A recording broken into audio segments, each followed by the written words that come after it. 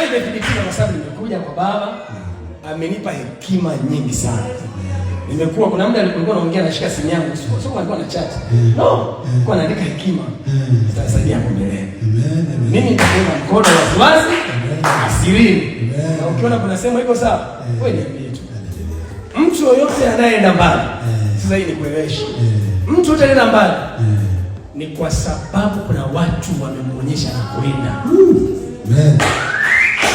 Ukiona unaitwa njoo, hivi sivyo, anayekwambia anaona unakwenda, anajua hii njia hii utajikua pale, kwa anakuambia mapema. Sasa wakati mwingine kwenye ugonjwa kuna maumivu, hutaona ugonjwa ulichagua. Mimi nilitegemea atanipigia simu kwa sababu kuna namba zipo tu, lakini akalipua kule kule, ni njia ya maumivu.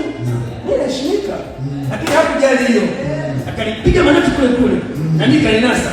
Nikasema hapana, tiketi ya ndege kwanza, leo niko hapa. Kwa hiyo wewe angalia ni wapi panapovuja, ziba hapo. Ndio maana mzee pamoja na ukubwa wa Dennis kwenye taifa hili alipoona kuna sehemu inavuja, hakunyamaza. Na mimi nilijua labda ananipigia na sema hivi, brother au kijana wangu, hapo sio, lakini kalipua kule kule. Kuna kosa fulani linafanyika serikalini, hakuna mtu anayenyanyuka na kuzungumza. Na mimi ni ungana leo nyamaza. Ukiona unaungana leo nyamaza kunyamaza, maana wewe ni mtu ambaye hauna picha halisi ya aina ya watu Mungu anaowataka kwenye taifa hili, lakini pia atakaowajilia baada ya kazi hapa. Lakini kilichonifresha zaidi leo bwana, nimeona mzee Barikiwa akicheka bwana. Naomba Mungu kusudi la milele likawe ndani ya kijana huyu, kamuongoze katika njia zote zisizo na majuto, zenye thawabu na baraka kubwa ya milele inayopita fahari na takataka zote za hii dunia. Yesu asifiwe. Haleluya. Kipekee namshukuru Mungu sana kwa nafasi ya leo. Niliwahi kuota kwamba nitakuwa hapa siku moja. Nikisema kuota simaanishi bidhaa, kulingana na yale ambayo yalikuwa yanaendelea hapa. Nilidhamiria kwamba siku moja nitapata nafasi ya kuweza kufika pale na kuwaona ndugu zangu. Amen. Ninyi ni ndugu zangu katika Kristo. Na moyo wangu unafurahia sana. Mimi ni kijana ambaye nampenda Mungu. Ni kijana ambaye nampenda Mungu, na kwa sababu nampenda Mungu nimeacha mlango mkubwa sana wazi wa kuweza kurekebishwa pale ninapokosea. Umbali wa mtumishi yoyote katika safari yake unategemea pia na unyenyekevu alionao kuruhusu watu wengine kumuongezea kitu cha kumfanya bora kesho. Kwenye mambo ya Mungu huku haupimwi kwa kujua sana maandiko, unapimwa kwa kuyaishi sana maandiko. Kukariri maandiko haitoshi. Unaweza kukariri vizuri sana, lakini kama hauyaishi ni bure. Kwa hiyo mimi kwa sababu ya kumpenda Mungu nimeacha mlango mkubwa sana wa mtu yote kuweza kurekebisha pale ambapo anahisi au ameona nimekosea. Na mimi nikipima niligundua nimekosea, na kwa mapesi kukubali. Mtumishi wa Mungu mimi nimembeba kwa muda mrefu kwenye maombi kama ilivyo kawaida. Na nilimbeba nikiwa sitegemei chochote. Nikiwa sitegemei kumuona live. Nikiwa sitegemei hata mtu yoyote kunipongeza kwa chochote. Lakini kwa sababu ya kazi anayoifanya kwenye mwili wa Kristo, mimi nilidhamiria nikasema huyu ni ndugu yangu katika kazi. Kwa hiyo wanapochechemea kwa sababu ya majeruhi aliyopata vitani, nitakuwa mtu wa pekee kama nitakimbia vita na kuacha mimi.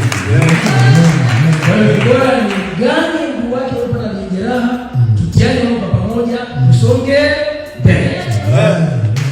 Kama nchi yako ni ya kupigiwa makofi na kupongezwa na kushangiliwa na watu wote, wewe bado hujafanya kazi ya Mungu. Bado kabisa, bado.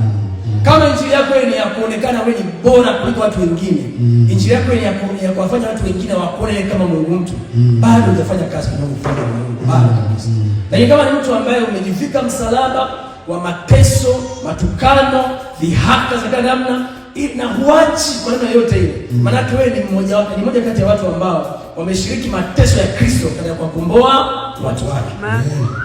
Huyu baba anaonyesha dhahiri, hamna asiyemjua kwenye taifa Tanzania. Tanzania. Kama kuna mtu ambaye baba basi haiko mitandaoni basi.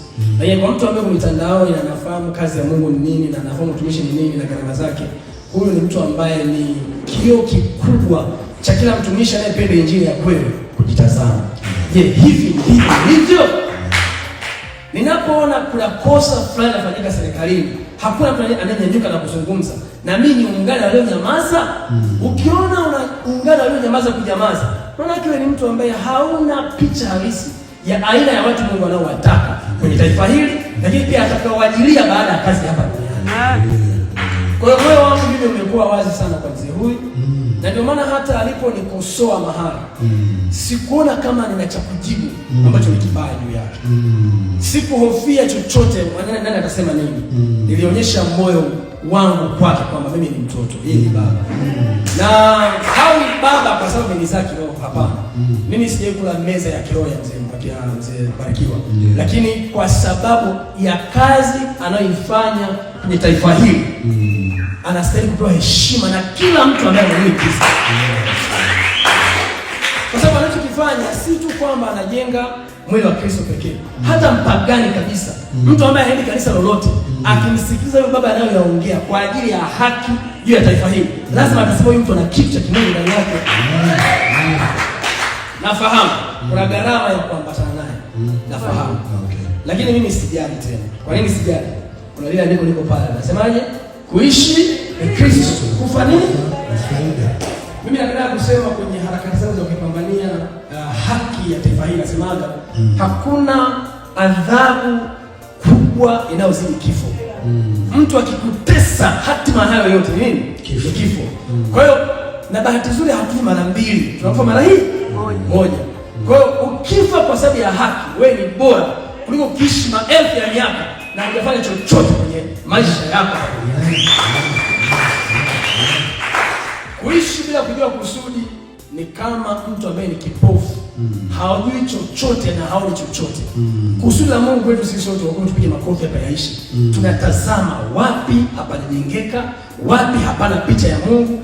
Wewe kama mtu wa Mungu unaileta picha ya Mungu kwenye hali kwamba kama mimi najua Mungu angekuepo anaongoza hii nchi, asingeongoza hivi. Kwa sababu hiyo mnaoongoza hii nchi napaswa kuongoza hivi. Na hii sio kazi ya mzee Barikiwa peke yake. Hii ni kazi yangu mimi, ni kazi yako na wewe.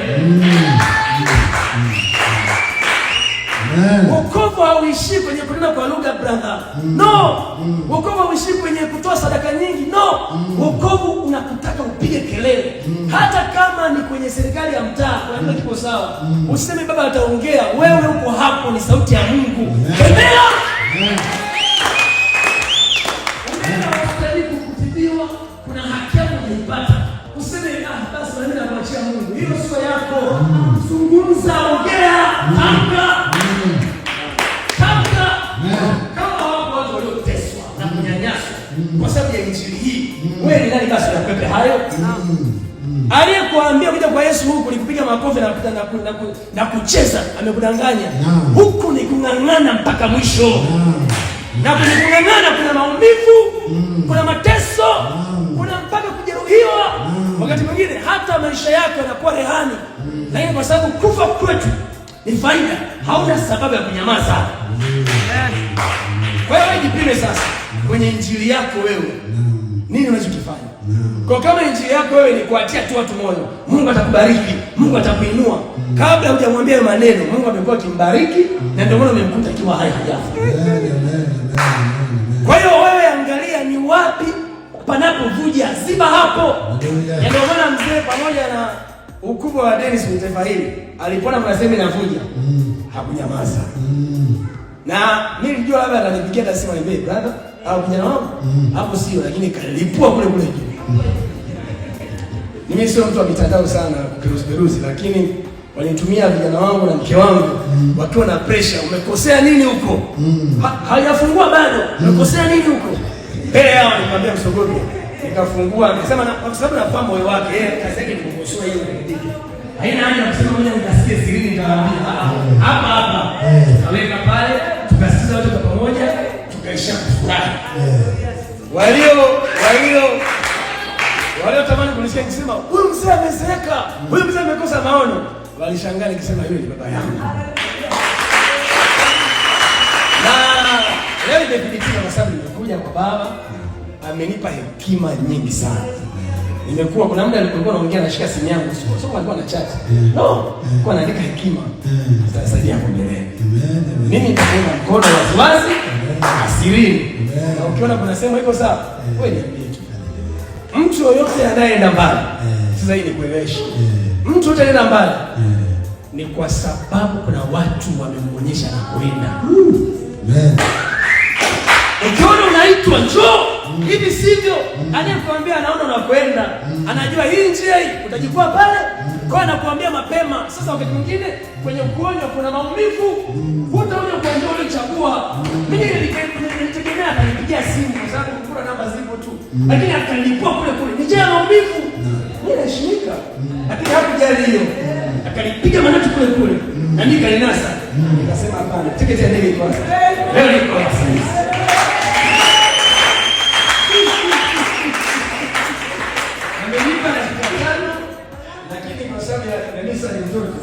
Niongeza zingine. Mungu akubariki sana. Hii haitakuwa safari yangu ya kwanza. Sababu nakuja kujifunza. Na mimi ni sehemu ya kikusikasi. Wewe ukiona mtu wewe tu, ngetu hapa. Amen. Lakini kitu kinifurahisha zaidi. Leo bwana nimeona mzee Barikiwa akicheka bwana.